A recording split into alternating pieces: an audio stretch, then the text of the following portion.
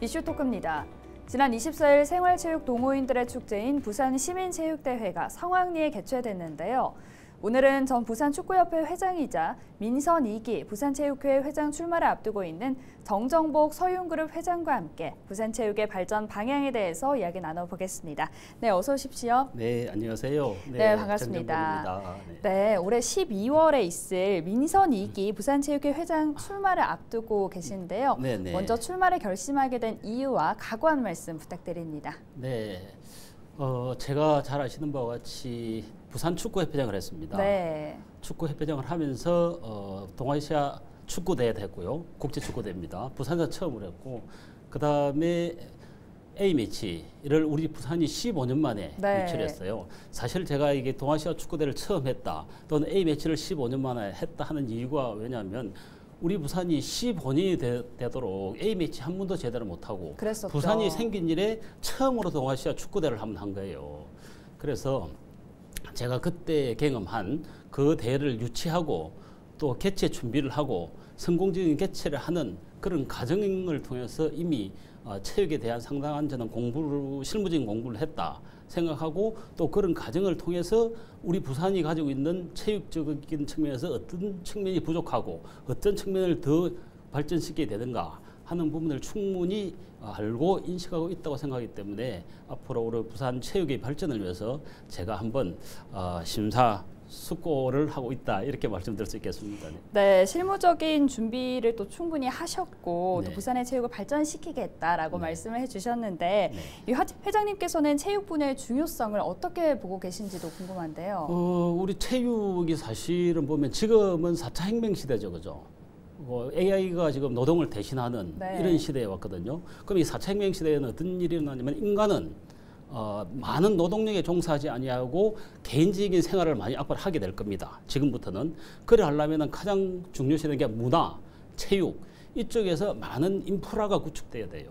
이제 그런 측면에서 저는 체육이 앞으로 있어서는 체육이 가장 중요하다, 이런 생각도 하고, 또 우리가 지금 가장 오래 살려고 하는 끼 때문에 의료보험이니 그다음 병원이니 이런 데 많이 대하지 않습니까? 그죠? 그걸 병을 생기지 않게 하는 첫 번째 근원이 몸을 많이 움직이는 거예요. 운동하는 거. 그렇죠. 네. 운동이죠.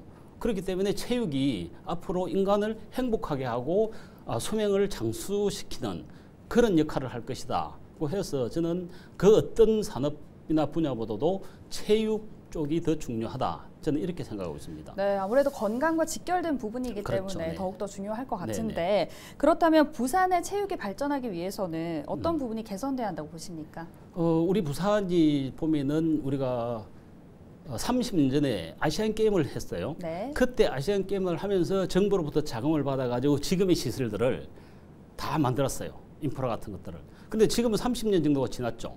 그 30년 지난 동안에 지금 어떻게 되겠어요?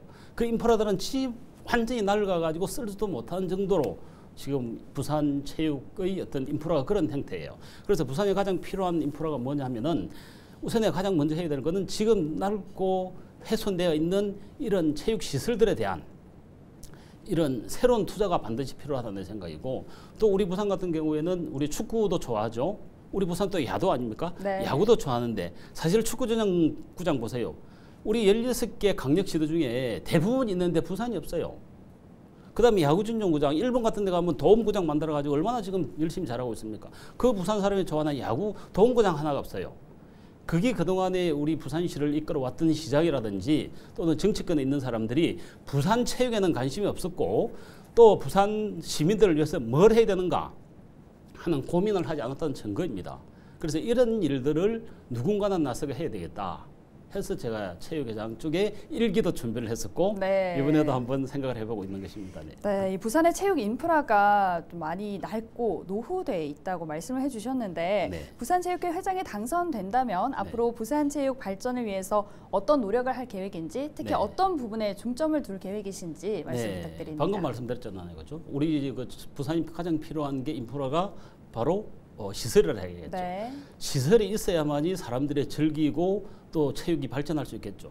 그다음에 그뿐만 아니라 우리가 엘리트 체육 같은 경우에도 좋은 시설에서 좋은 연습을 많이 하는 사람이 또 실제 국제대회에 나가서 좋은 성적을 만들 수 있습니다. 그렇죠. 그래서 이제 그런 시설들을 첫 번째로 만들어야 되겠다는 거고, 또 두 번째는 우리 체육이 단순히 또 사람들은 운동만 한다고 생각하거든요. 사실은 그게 아니에요. 제가 체육 축구 협회장을 할 때 느낀 것인데, 큰 국제 대회를 하면 우리 부산의 앞전에 호주하고 A 매치를 할 적에 우리 아시아드 주 경기장 5만 5천만을 가득 채웠어요. 그 중에 2만 명 이상이 외부에서 온 사람들입니다. 그 외부에서 온 사람들이 1박 2일을 모으면서 부산을 여행하고 관광하고 부산에서 소비를 하게 되는 거예요. 그렇다 보면은 그 경제하고도 우리 부산에서 일어나는 소비 경제하고도 굉장히 큰 역할이 있다고 생각하거든요. 그러면 체육 행사를 좋은 스포츠 시설을 만들고 체육 행사, 국제 체육 행사를 많이 하면 세계에서도 사람이 많이 들어오고 또 우리나라 전국에서도 사람들이 부산으로 모이면 이게 하나의 산업을 형성할 수 있어요. 자, 맨체스터 시티 같은 경우에 그 도시가 축구 하나 가지고 맨체스터 시티가 전 세계를 알렸잖아요. 역시 마찬가지로 부산도 그런 방향에서 우리가 부산은 공장이나 이런 시설들이 많이 없죠. 그럼 체육을 통해서 우리가 부산이 경제를 발전할 수 있는 그런 인프라를 구성할 수 있다. 저는 그렇게 생각하고 있기 때문에 그쪽에서 치중하려고 하는 거예요. 네, 두 가지를 말씀해 주셨는데 먼저 네. 체육시설 구축 그리고 네. 체육 스포츠를 통한 산업과 경제 발전을 말씀을 해 주셨습니다. 그렇다면 혹시 이 축구장 건립도 계획하고 계신가요? 저는 그건 당연하죠. 우리 부산이 세계적인 선진 도시, 우리가 뭐 글로벌 도시 하잖아요. 네. 글로벌 도시이면서도 우리가 축구 전용구장 하나 없어요. 이걸 여담으로 제가 말씀드리면은 제가 A매치를 유치해 오는 데 있어 가지고 이번에 우리가 19년도 A매치를 했거든요. 네. 19년 때 6월달 했는데 그러고 나서 한 번도 못 하고 있었어요. 그렇죠. 못한 이유가 뭔지 아십니까? 경기장이 없어요. 축구 전용구장이 없어 그래요. 왜냐하면은 유럽 선수들이 서울까지 오는 거는 오려고 해요. 그러나 서울에서 비행기 내려가 다시 비행기 타는 걸 싫어합니다. 감독도 마찬가지고. 그렇다면 거기 가면 또 경기장이나 이런 전용구장이 있어가지고 굉장히 좋은 어떤 이런 매력이 있으면 되는데 매력도 없어요. 우리 아시아다 전용구장에서는 경기장하고 제일 거리가 먼 거리가 90m입니다. 네. 그 90m에서 사람이 경기하는 걸 봐야 돼요. 이렇기 때문에 외국 선수들도 마찬가지고 감독들도 안 오려고 하는 거예요. 그래서 이제 그런 방금 말씀드린 그런 어떤 부분들을 우리가 만들어야 된다. 네. 이렇게 말씀드리는 거예요. 네, 회장님 이력을 살펴보면 말씀해 주셨다시피 부산시 축구협회장도 역임을 하셨습니다. 네네. 당시 부산에 또 무려 15년 만에 축구 네. 국가대표 A매치를 유치한 성과도 있다고 말씀해 주셨잖아요. 네네. 재임 기간에 가장 기억에 남고 보람된 일이 있다면 역시 이 부분일까요? 아니면 그렇죠. 또 다른 게 있을까요? 네, 제가 이제 그 부분이 저는 비축구인이거든요. 아, 그렇습니까? 제가 축구를 갱년을 하기 위해서 부산 축구가 너무 그때 당시에 너무 형편없이 추락해 있어가지고 이걸 뭔가를 새롭게 내가 들어가서 이 부산 사람들을 좋아하는 축구를 하나. 우리 1980년도에 대우라는 구단이 있을 때는 한 번 경기가 있을 때마다 수만 명이 모였어요. 그래 열심히 즐겼는데 어느 순간에 수천 명도 안 오는 걸로 바뀌어버렸어요. 그래서 이거를 제가 다시 한번 만들어야 되겠다. 이제 이런 생각에서 제가 축구 협회장에 출발하면서 그 공약상의 A매치를 반드시 하겠다는 거였거든요. 네. 그런데 그 A매치를 시작하면서 우리 아시아드 전용구장이 한 5만 5천 명이 들어가는 구장입니다. 그 5만 5천 명을 가득 채웠어요. 그 다음에 실제적으로 앉은 사람은 5만 5천이고 그 다음에 들어간 나머지 우리 안전요원이라든지 그 다음에 스태프들까지 합치면 약 6만 명 정도가 경기장에 가득 채웠던 거예요. 그래서 개인이 민간이 아시아드 주 경기장에서 행사를 하면서 6만 명을 가득 채운 거는 사실은 제가 처음이에요. 네. 우리 아시아드 경기장이 지금까지 딱 3번을 가득 채운 적이 있었어요. 한 번은 월드컵 때, 2002년 월드컵 때, 그 다음에 아시안 게임 할 때에, 그 다음에 우리 A매치 할 적에. 사실 전용 구장, 그 구장을 갖다 3천억 정도, 3,600억 정도 들여가 만드는 거거든요. 그걸 지금까지 30년 다도록 3번밖에 만석을 못 했다는 것은 그만큼 행정에 대한 부재가 있었다는 거예요. 그만큼 거기에 대해서 결정을 가지고 있는 지도자가 없었다는 거 반증이기도 하고요. 예, 그래서 그 부분에 대해서는 저는 어디 가서도 충분히 얘기할 수 있고 또 앞으로도 그 분야에 대해서 제가 맡으면 매년 그런 행사를 할 수 있는 자신을 저는 가지고 있어요. 네, 공약으로 내세웠던 거를 실제로 해내셨고 그렇죠. 또 거기에 대한 강한 자신감을 이렇게 표현을 해주셨는데 체육계 활동뿐 아니라 이 외교 분야에서도 활약을 해온 걸로 압니다. 올해 초 주한 라오스 부산 명예영사에 위촉이 되셨는데요. 네. 어떤 계기로 라오스와 인연을 맺게 되신 거죠? 제가 이제 네팔 쪽에다가 이제 사회 봉사를 많이 했죠. 네팔이요? 네, 네팔에서 봉사를 하고 있는데 제 주위에 이제 지인들이 그런 모습을 보고 그때 마침 라오스의 영사를 하신 분께서 그때 이제 연세가 좀 많으시고 위임을 차고 계셨는데 제 지인분들이 그분께 저를 추천을 하게 됐어요. 그래서 제 추천을 받고 그때 영사를 하신 분께서 저를 만나 뵙고 라오스 외교부에다가 한국에 이런 사람이 있는데 내 대신 이어서 할 만한 충분한 사람이라고 생각된다 해서 저를 신청하신 것 같아요. 네. 명예영사가 그런 임명 절차를 어떤 임명 절차가 또 따로 필요한 건 아닌가요? 아니 굉장히 필요하긴 하죠. 사실 네. 명예영사가 되기 위해서는 한 2년 정도의 시간이 걸려요. 첫째 이제 방금 말씀드린 것 같이 그 해당 명예영사의 해당 지역에 그 지역에서 나름 사회적인 활동을 해야 되는 인지도가 있어야 되죠. 그게 플러스 경제적인 능력도 좀 갖춰야 돼요. 어째서죠? 그런 행동, 이제 그런 활동들을 국제적인 활동을 하려고 하면은 사실 월급 받고 하는 일이 아니잖아요. 네. 이거 명예직이기 때문에 그런 행동, 그래서 이제 경제적 능력을 좀 갖추면 이제 그 사람을 이제 그런 사람이 발견되면 이제 그 대사관에서 본국에다가 요청을 합니다. 이런 사람이 이런 사람을 명예영사로 발령하려고 합니다. 하면은 본국에서는 대강 그 사람에 대한 조사를 하게 돼요. 세평이라든지 뭐 생김새라든지 이런 것도 조사를 좀 하겠죠. 네. 한 다음에 이제 그거를 우리나라 외무부에다가 이 사람을 우리 영사로 할 것이니 인정해 주시오 하는 이제 일종의 아그라명을 보내게 돼요. 그러면 우리나라 이제 외교부에서는 우리나라 행자부에다가 저에 대한 신상을 넘깁니다. 신상을 넘기셔가지고 행자부에서 고위공직자에 준하는 이제 아주 신원조회를 하게 돼요. 그 신원조회에서 이상이 없을 때 이상이 없게 되면 이 사람을 우리가 임명하겠습니다 하면 그때 정식적으로 또 이제 그 해당 임명국에서 정식적으로 요청을 옵니다. 그 임명 요청에 동의를 오거든요. 그러면 그걸 받고 나서 우리나라 외무부에서 인가를 하는 절차를 거쳐요. 그렇기 때문에 그런 절차를 거쳐 왔다 갔다 몇 번 하는 그 절차 동안이 빠르면은 한 1년 반, 늦으면 2년 정도. 네. 많이 걸릴 때는 3년도 걸릴 때가 있다고 해요. 생각보다 또 철저하게 많은 그래서 절차를 많이 검증을 거치네요. 하죠. 네. 검증을 하고 양쪽도 정부 기관에서 움직이는 일이기 때문에 상당히 많은 검증 절차를 거친 다음에 임명을 해서 이제 민간 외교관에서 역할을 하게 되는 거죠. 그럼 이 영사로서 어떤 활동을 하는지도 설명해 주시면 좋을 것 같은데요. 영사가 주로 하는 게 보면은 우리가 명예영사라고 하지만 실제는 그 외교 업무를 그대로 수행하고 있어요.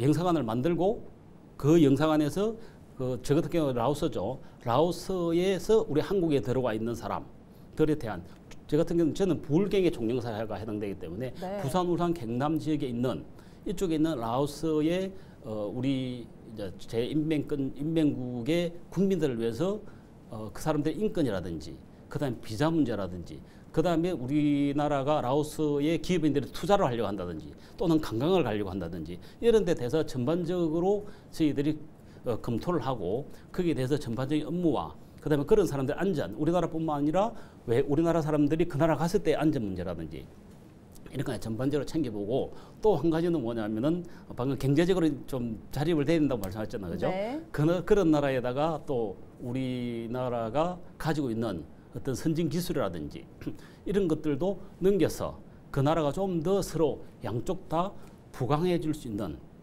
경제적으로 서로 윈윈할 수 있는 그런 업무들을 추진하도록 되어 있어요. 네. 그게 이제 비엔나 협약에서 그렇게 명시가 되어 있어요. 그렇군요. 네. 회장님 정말 바쁘실 것 같아요. 또 이 밖에도 다양한 봉사활동을 하고 계신다고 네팔 봉사활동을 활발히 진행한다고 들었는데 네네. 네팔과의 인연은 또 어떻게 맺게 된 거죠? 제가 2015년경에 네팔에 이제 어몽길 대장 계시죠, 그죠? 산악인. 그분께서 요청으로 그분하고 제가 같은 방송을 한번 진행한 적이 있었어요. 아, 그렇게 인연이 또 맺어졌군요. 방송을 같이 하면서 인연이 돼가지고 제가 네팔을 가게 됐어요. 네팔을 갔는데 저는 단순히 그냥 뭐 에베레스트 산에 올라가니까 그것만 생각하고 갔는데 그걸 에베레스트 산을 우리가 3천, 4천 m 정도 과지까지 올라가거든요. 걸어서 올라가는데 그 올라가는데 한 7일 정도 걸려요. 7일 정도 올라가는데 그 올라가는 과정에서 여러 마을을 거치지 않습니까? 네. 그 마을을 거칠 때마다 그 마을에서 아기들이 모습을 보잖아요. 그 아기들이 모습이 제가 아주 어릴 때, 제가 6, 7살, 10살 때 그 모습을 봤어요. 지금으로부터 50년 전의 모습. 네. 그 모습을 보고 내가 이 나라를 위해서 뭔가를 해야 되겠다 하는 그런 생각을 하게 됐어요. 네. 그래서 이제 이 나라에 하면 어떤 일을 할 수 있을까?